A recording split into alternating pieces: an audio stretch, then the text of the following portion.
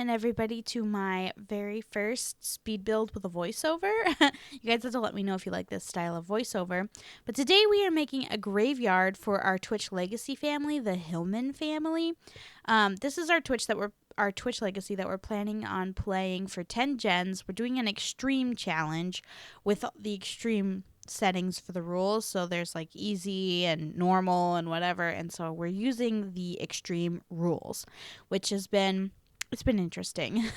But if you're interested in catching an episode of our Twitch Family Legacy live, we play on Mondays and Wednesdays at 8:30 p.m. EST. You can catch us there. But let me tell you a little bit about the Hillman family. So the Hillman family is Cooper and Candy Hillman, and they have 3 girls, Chloe, Camille, and Cassandra. And they are a gothic-esque family. They love black. They're tatted up. Candy has like cotton candy pink hair. It's just like they are an enigma. They're very different. Cooper is a famous comedian, and Candy is aspiring to be a singer. She's working her way up. She's taking a lot longer to get through things than Cooper did. Cooper's all the way at the top of the comedian career, and he is raking in the big bucks. They live on the largest lot in Brindleton Bay, and the plan is for that to be the host of the Legacy family for the next 10 generations. I thought it would be very appropriate with our Gothic family to create a place for them to bring their graves and to come and mourn people and hang out. And my plan is to create a holiday later on after we've had a couple deaths called Remembrance Day on the day that Cooper dies. That'll basically be when I create Remembrance Day as a holiday. Hopefully he doesn't die on a real holiday, because that would be really sad. Like if he died on Winterfest or something, and then I'd have to like change Winterfest to Remembrance Day. But anyways, I placed a park in the front half of the lot, and that is just because I want them to have something to do when they come here other than mourn. Like if they're coming here as a family, I wanted something for the kids to do. I wanted something for everyone to pretty much keep themselves occupied. So I put down a monkey bars and a toddler slide, some picnic tables, and a grill, and then I try to work in that bathroom, which is a requirement for a park type lot, which that's what this is. It is a park type lot, as well as some chess tables and things to keep people entertained when they're hanging out here. My hope is that we'll be able to use this yard, this graveyard, for all 10 gens. And if we end up running out of room, I might get rid of the park at the front and make it a purely just graveyard. But we'll see. We'll see. It just depends on how big the generations get. This gen has 3 kids, so Gen 2 consists of 3, but we'll only have 1 heir, and then we have 2 spares, basically, is what the rules say, is that you can have 1 heir, but you can have as many spares as you need, so that's awesome. Also, later on at the end of this video, you may see that Sim standing there right there at the front. That is Dennis. He's test dummy number 1. And unfortunately, while I was trying to take the screenshots at the end, I left it in so you guys can see it. It's kind of insane. While I was trying to get all the people who spawned to come into the park out of the park so I could take some screenshots in live mode, oh my word, I accidentally killed Dennis. It was crazy. So you'll get to see that at the end, right before the screenshots. But so I had to make another test dummy because we killed test dummy number 1, Dennis. Poor Dennis. They served their purpose, kind of. They got us to the lot, and so I could take screenshots, but that's not important, I guess.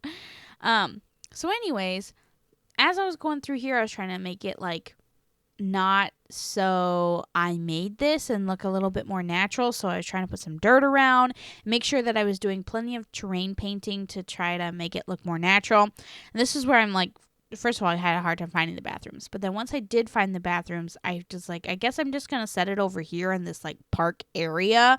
And then we'll have the, oh my word.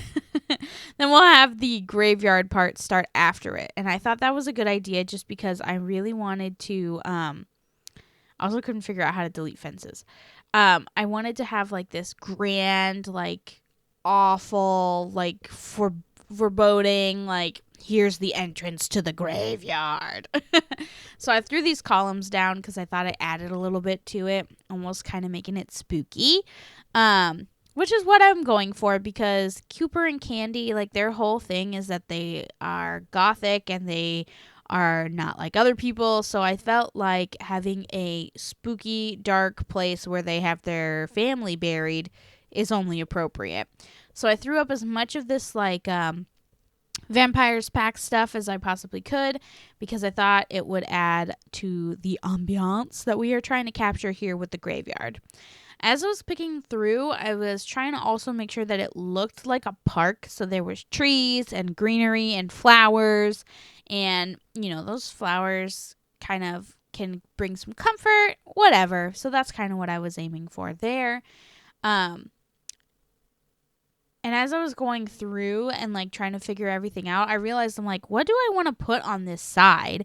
I knew I wanted to put some of the fake graves, but I also wanted to put some benches and some things that kind of look like shrines almost, where you can come and, like, pay your respects, and there's some nice things to look at. And I don't know why I was struggling so much with the placement of these bushes. I just kept doing that, and I don't know why.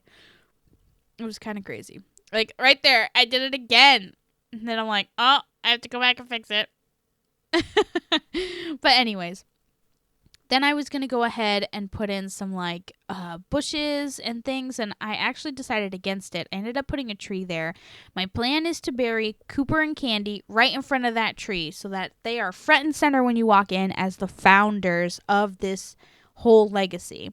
And we made Cooper a long time ago in Cass, and this is the first time I've ever done anything with him. So I threw down some fake graves just to, like, give the idea of, like, what we were going for. But then I thought, this is a graveyard, and what is a graveyard without the wishing well? Because if you are I'm already using the garden pack, so I might as well throw down the wishing well. But the wishing well can grant people life. Like, you can come back to life. So if someone dies prematurely and we don't want them to die, then we can go ahead and use the wishing well to bring them back to life. And I thought that would be a fun way to spend our time. So I ended up moving these graves, and then I do end up adding Dennis's grave in here. But yeah, this is basically what I did. I wanted to keep it pretty empty because we're going to fill it up with graves, and I wanted it to be pretty simple as well. Oh, and I threw down a wedding arch too in case you wanted to get married in the graveyard, because that's just the type of family that the Hillmans are. But anyways, enjoy the next little bit of me killing Dennis, and then the screenshots will follow shortly after. Thank you all for watching.